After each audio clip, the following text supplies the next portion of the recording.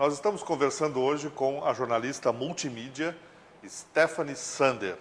Stephanie, eu te falava no bloco anterior, te perguntei sobre a questão da formação musical. Se tu tens formação musical, porque tu tinhas aquele programa de bandas na TV Fevale, eu assisti várias vezes, né? E porque eu me considero assim um ignorante musicalmente. Veio agora semana passada uma banda famosíssima em Porto Alegre, não foi o Rolling Stones, esse eu conheço, mas um outro cara lá, e eu nunca tinha ouvido falar do coitado do rapaz, né, e da banda dele. E para falar de bandas tem que entender, né? Verdade. Tu pesquisa, tu gosta, tu... Autodidata. Na área musical eu sou autodidata. No cinema também, né? O meu trabalho de conclusão acabou sendo de jornalismo e cinema, mas tanto no cinema quanto na música Tá, mas só me fala de cinema depois, porque é a minha última pergunta. Então tá. Então vamos falar de música agora. Assim, eu sempre fui influenciada na família por ouvir muitos gêneros diferentes, né? Desde a música gaúcha, MPB, minha mãe é muito fã de Chico Buarque, Elis Regina, eu agradeço muito ela por isso. E todos os estilos, vou mais pro lado do rock, mas acho que a gente tem que estar aberto a tudo, assim, gosto muito de música latina também, como cinema, de salsa, esses ritmos diferentes, samba, enfim, sempre gostei de tudo. E acho que a música entrou meio que sem querer, assim, né? O meu primeiro namorado era músico, então eu acompanhava ele em alguns shows, ele foi bem importante nessa parte musical, porque muitas novas bandas eu conheci através dele, assim, eu conhecia as básicas, né, digamos, Beatles, Oasis, Rolling Stones, aquelas mais tradicionais.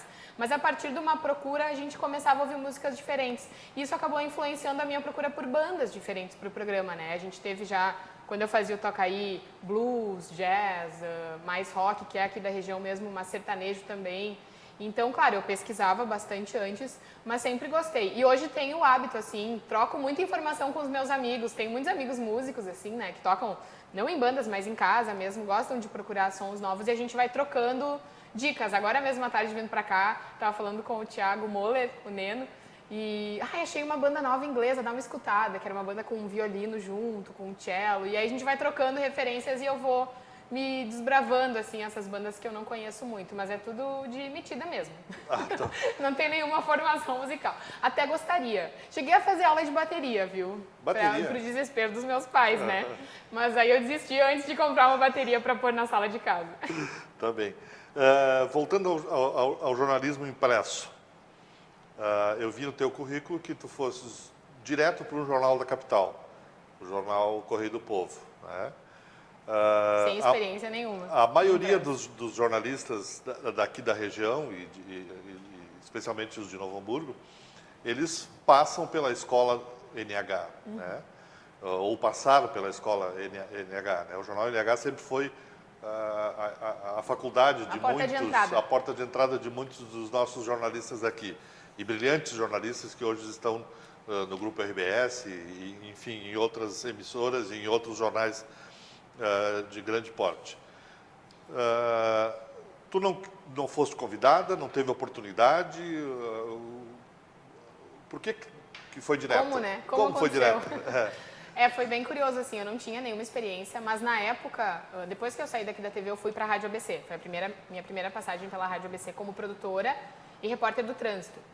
E por eu ter muitos contatos, assim, da questão da produção, o Marcos Santuário, que ainda é o editor de cultura do Correio, que foi meu orientador de TCC, né, me sugeriu, assim, lançou meu nome e disse, tu ia gostar, será, de fazer impresso? Eu disse, olha, professora, eu nunca fiz, mas escrevo textos, enfim, tinha um blog na época de crônicas e tal.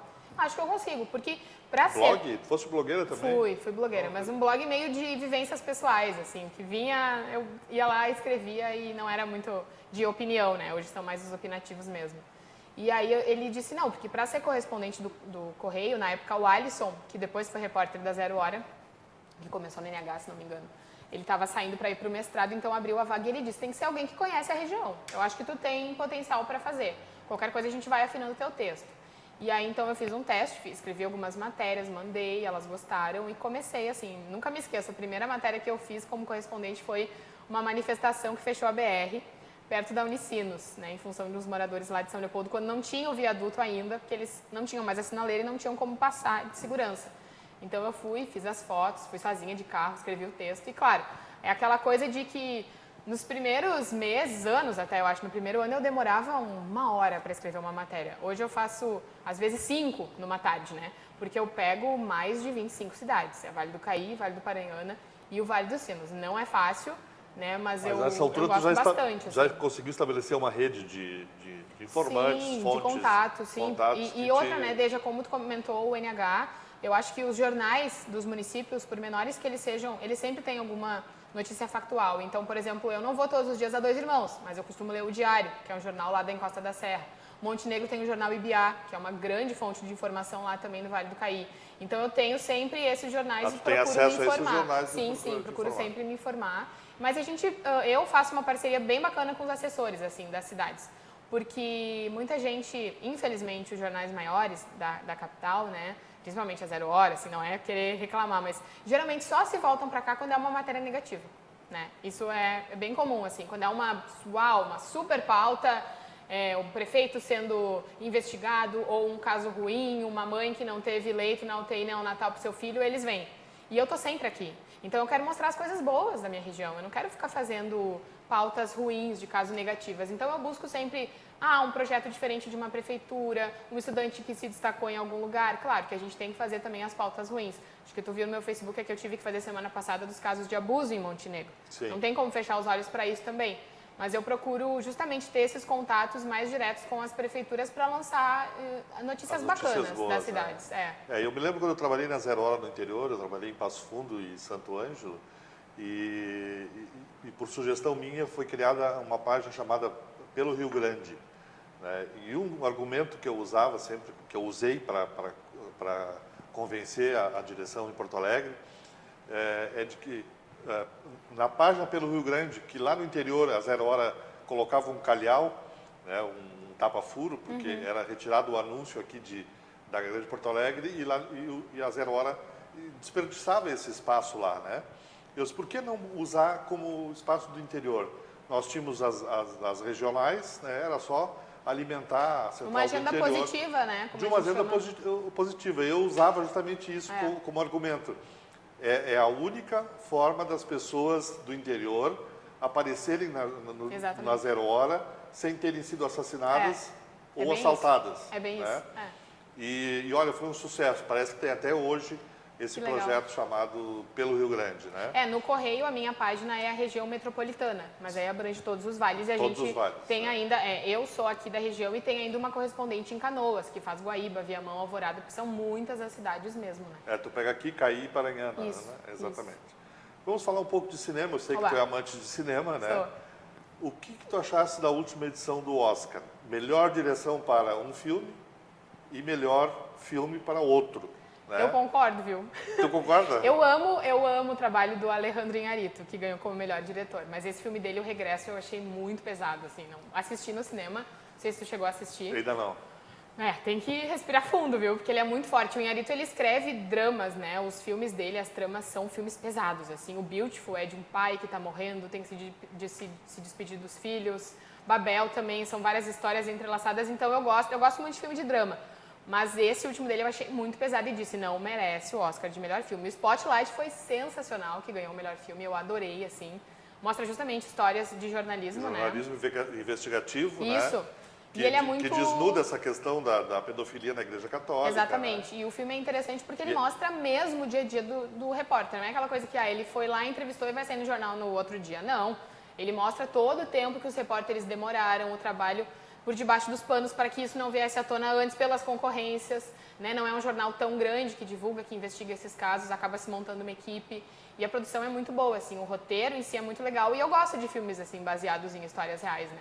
Então gostei bastante até desse Oscar. Eu tento, dependendo do filme que está concorrendo, olhar todos. Desses 8 que estavam concorrendo, eu assisti 5 já. Então tô bem aí no quesito Oscar. Eu cinema não assisto muito, mas normalmente assisto os indicados. Né? Pra gente poder comentar, né? E não ficar não vi, não assisti. Que nem a Glória Pires. Não posso opinar sobre isso. Não posso opinar sobre isso e tal, né? Eu tenho a mania, assim, de ver praticamente um filme por dia. Com o Netflix, né? E eu descobri um site argentino de filmes também, gratuitos, que eu amo cinema argentino também. E então eu tenho essa mania, assim, de olhar quase um filme por dia. As pessoas acham que eu não tenho vida social às vezes, mas eu adoro, assim. Eu acho que é uma válvula de escape pra gente. Seja um drama pra te pensar um pouco, que às vezes os teus problemas podem ser tão menores se tu olha um filme, né, mais triste ou não, ou tu tira uma lição de alguma coisa, ou uma comédia pra te gargalhar. Vou muito ao cinema também. Hoje até depois do programa, mas à tardinha pretendo ir. E eu acho que se as pessoas talvez tivessem um pouquinho mais de tempo para se entreter, não só com o cinema, esporte, lazer, enfim, a gente ia ter menos discursos de ódio por aí, né? Tá, e o cinema nacional? O nosso cinema brasileiro? Gosto muito das novas produções, assim. Eu comecei a acompanhar o cinema nacional mais na época de Carandiru, Cidade de Deus, que são filmes fortes, né? Acho que foi mais o que lançou mesmo, né? O nosso cinema Central do Brasil foi um dos primeiros. Central do Brasil, vi 5 vezes, chorei 5 vezes naquele incrível. final. Eu também, sempre, mas é sempre bom, né? Fernanda Montenegro, maravilhosa. Sensacional o trabalho dela. Mas filmes novos, Tropa de Elite, 1 e 2, gosto muito. E O Lobo Atrás da Porta, que é uma das últimas produções, acho que foi de 2014, também gostei bastante. Acho que o cinema nacional tem um potencial maior lá fora. Eu acho que as pessoas ainda têm muito preconceito com o nosso cinema.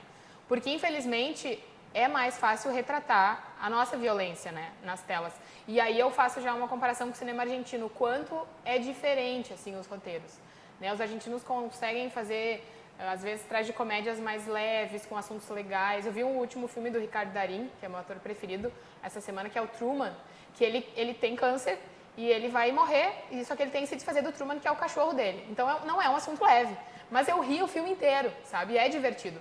Eu acho que falta, talvez, uma pitada de humor, porque os nossos filmes humorísticos tem filmes bons, De Pernas pro Ar, com a Ingrid Guimarães eu já vi, Mulheres ao Mar também, se não me engano, eu gosto bastante, mas a maioria é voltado para sexualidade. Tem aquela piada de duplo sentido, tem aquela piada de mau gosto, tem aquela piada que dá uma cutucada no político. Então a gente não tem ainda digamos, um lado totalmente colocado no nosso cinema, né? Os argentinos, e eu cito eles de novo porque eu gosto muito, também foram marcados muito pela ditadura. Então a ditadura está presente em muitos temas. Quantos filmes a gente tem da ditadura no Brasil? Pouquíssimos para a gente lembrar. Né? Então, acho que talvez falta a gente ainda olhar um pouco mais para a nossa história e transformar isso em filme, colocar na tela. E eu acho que como a violência está na tela, acaba fazendo sucesso lá fora porque é o nosso cotidiano, é o que vende mais, né? Como a gente falou antes das notícias também. Mas eu gosto até de alguns filmes. Acho que o Brasil ainda não tem uma linha definida. Acho que falta isso mais para o cinema nacional. Fizeste televisão e como é a tua relação como telespectadora? Tu vê televisão? Tu gosta de televisão? Não tenho assistido. Não tenho. Eu vou te falar, vou te dizer que com o Netflix e a internet eu fico muito em sites, assim, olhando vídeos, links de entrevistas até. Eu não tenho TV a cabo. Então, acho que essa é a razão, talvez, né? Porque eu acho que viver da TV aberta não dá. Não é possível.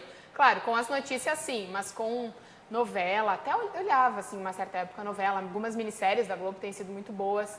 Gosto muito de reality shows, como o Masterchef, o Masterchef Júnior, adoro programa de comida. Adoro assistir. Aliás, é o que mais tem na TV É a o que cabo, mais né? tem, eu adoro esses Masterchef, Top Chef, adoro, acho muito legal. Batalha de confeiteiros, enfim.